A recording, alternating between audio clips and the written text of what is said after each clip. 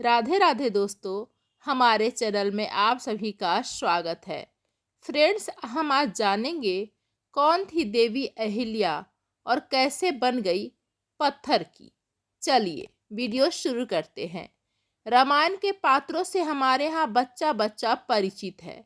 इसका कारण यह है कि हर व्यक्ति के मन में विचार और रुचि को मोहने वाली अनेक कथाएं इसमें बसी हैं। ऐसी ही कथा है श्री राम के वनवास के समय पत्थर की शिला पर पैर पड़ने और उसका जीवित स्त्री में बदल जाना।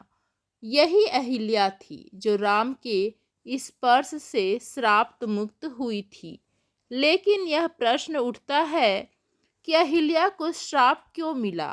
वे पत्थर की शिला कैसे बन गई थी?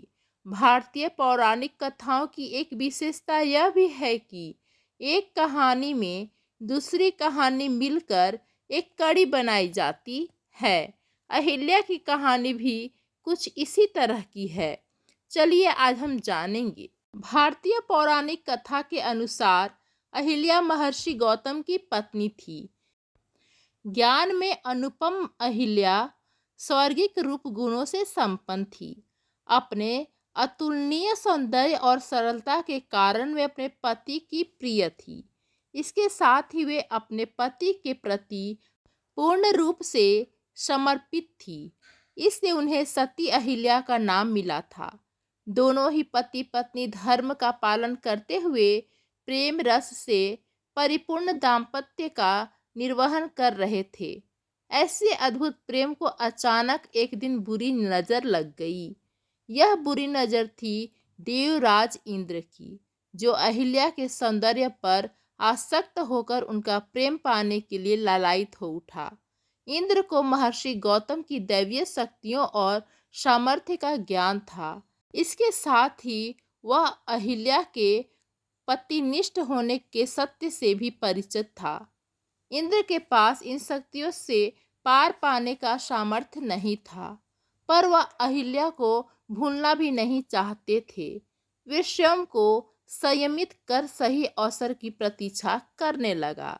दोस्तों, समय अपनी गति से चलता रहा और एक दिन महर्षि गौतम ने अहिल्या से कहा कि उन्हें एक विशेष सिद्धि की प्राप्ति के लिए कम से कम 6 माह तक वन के एकांतवास में तपस्या करने जाना है। अहिल्या ने उन्हें सहमति देते हुए उनकी प्रतीक्षा करने की बात कह विदा कर दिया। इंद्र बस ऐसे ही एक अवसर की प्रतीक्षा जाने कब से कर रहा था। ऋषि के जाते ही वह महर्षि गौतम का वेश धारण कर अहिल्या के पास पहुंच गया। पति के वापस देख जब अहिल्या चौंकी तो उसने प्रेम जताते हुए कहा कि उनके सौंदर्य पास ने वन में जाना असंभव बना दिया था। इस तपस्या का विचार छोड़ आपस आ गया। दोस्तों, पति की बात सुनकर अहिल्या का मन मयूर नाच उठा और वे दोनों पहले से भी अधिक प्रेम से जीवन का आनंद लेने लगे। देखते ही देखते 6 माह का समय बीत गया और एक दिन अहिल्या ने सुबह सवेरे अपने आंगन में अपने पति के चिर परिचित पुकार सुनी, जबकि ऋषि का रूप धरे इंद्र तब तक सो ही रहे थे। एक पल में ही अहिल्या को अनर्थ का ज्ञान हो गया। महर्षि गौतम को सामने पाकर अहिल्या पत्ते की तरह कांपते उनके चरणों में गिर पड़ी। तब तक इंद्र को भी ऋषि के आने का भान हो गया था, तो बिना देरी किए वह वहां से भाग निकला।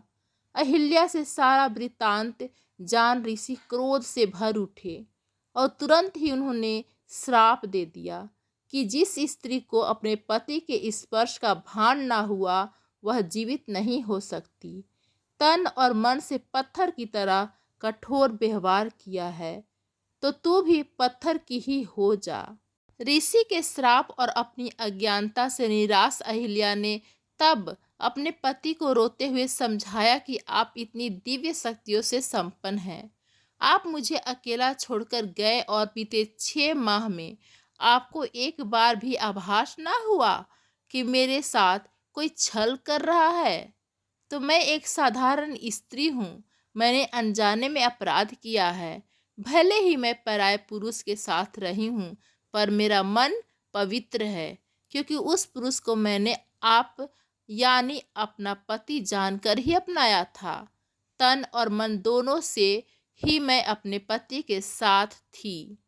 दोस्तों, अहिल्या की बात सुनकर ऋषि उनसे सहमत हुए और कहा कि अब तो श्राप दिया जा चुका है, उसे वापस नहीं लिया जा सकता।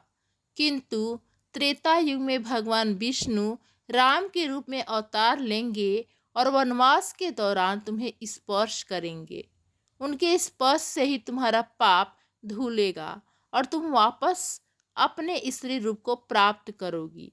ऋषि के श्राप को धारण करते हुए अहिल्या पत्थर की शिला बन गई और घोर प्रतीक्षा के बाद श्री राम के पावन चरणों के स्पर्श से पुनः स्त्री रूप में प्रकट हुई।